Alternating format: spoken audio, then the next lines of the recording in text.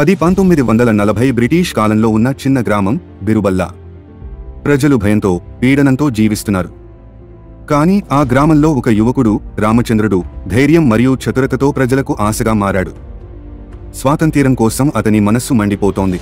రాత్రి వేళ చిన్న గుడిసెలో రామచంద్రుడు తన స్నేహితులతో కలిసి గోప్యంగా వ్యూహం రచిస్తున్నాడు. ప్రతి దారి, ప్రతి పొలం, ప్రతి గుహ యుద్ధం కోసం దిశగా మార్చబడింది. ఆయన మాటల్లో ధైర్యం ఉంది, కళ్లలో అగ్ని ఉంది. మన ఊరిని రక్షించేది మనమే అని ఆయన గట్టిగా అన్నాడు. చంద్రుడు మేఘాల వెనుక దాగిపోయాడు.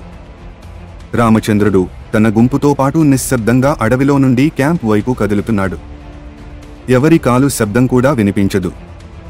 ప్రతి అడుగులో ధైర్యం, ప్రతి ఊపిరిలో ఉత్సాహం ఉంది. ఒక క్షణంలోనే యుద్ధం ప్రారంభమైంది. గ్రామవాసులు క్యాంప్పై దాడి చేశారు.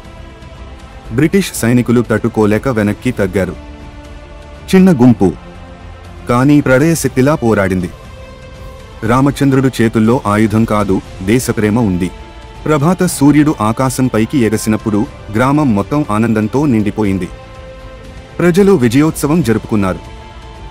రామచంద్రుడిని భుజాలపై మోసుకుంటూ వందే మాతరం అంటూ నినదించారు. అది కేవలం విజయం కాదు, ఒక జాతి గర్వం. బిరుబల్లా యుద్ధం భారత స్వాతంత్ర్య చరిత్రలో ఒక చిన్న గ్రామం చేసిన మహాగాథ. ధైర్యం, ఏకత, వ్యూహం ఇవే మన శక్తులు.